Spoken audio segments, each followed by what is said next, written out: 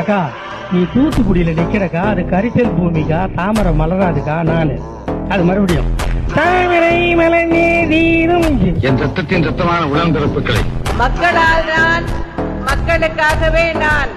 எனக்கு பழைய பழனிசாமி மாதிரி நினைச்சிட்டு இருக்கீங்களா? ஒரு நாள் என் தமிழ் மீது, என் தாயின் மீது, என் தலைவன் மீது சத்தியம் என்று சொல்றேன். இந்த நிலம் எனக்கு சிக்கிச்சு, நீ செத்த.